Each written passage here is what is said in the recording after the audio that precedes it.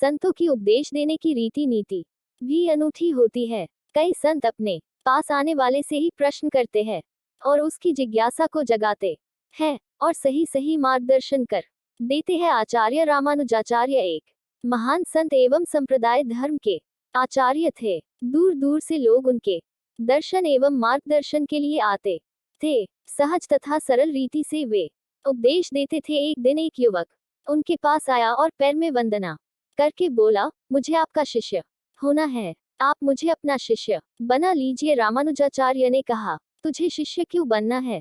युवक ने कहा, मेरा शिष्य होने का हेतु तो परमात्मा से प्रेम करना है। संत रामानुजाचार्य ने तब कहा, इसका अर्थ है कि तुझे परमात्मा से प्रीति करनी है।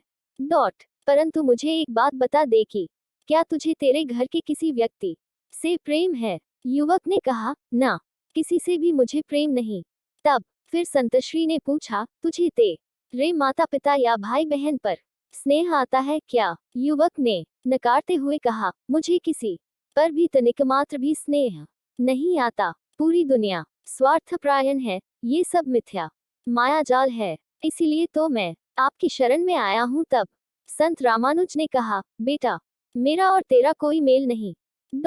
तुझे जो चाहिए वह मैं नहीं दे सकता। युवक ये सुन स्तब्ध हो गया। उसने कहा, संसार को मिथ्या मानकर मैंने किसी से प्रीति नहीं की। परमात्मा के लिए मैं इधर उधर भटका। सब कहते थे कि परमात्मा के साथ प्रीति जोड़ना हो तो संत रामानुज के पास जा, पर आप तो इनकार कर रहे हैं। संत रामानुज ने कहा, यदि तुझे तेरे परिवार से प्रेम होता, जिंदगी में तूने तेरे निकट के लोगों में से किसी से भी स्नेह किया होता तो मैं उसे विशाल स्वरूप दे सकता था।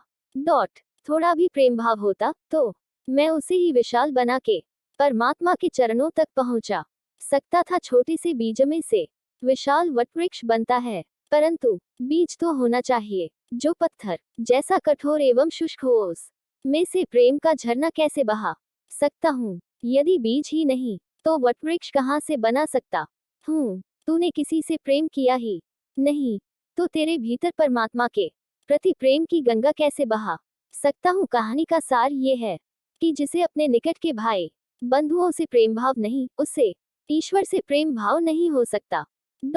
हमें अपने आसपास के लोगों और कर्तव्यों से मुंह नहीं मोड़ सकते। यदि हमें आध्यात्मिक कल्याण चाहिए तो अपने धर्म कर्तव्यों का भी उत्तम रीति से पालन करना होगा।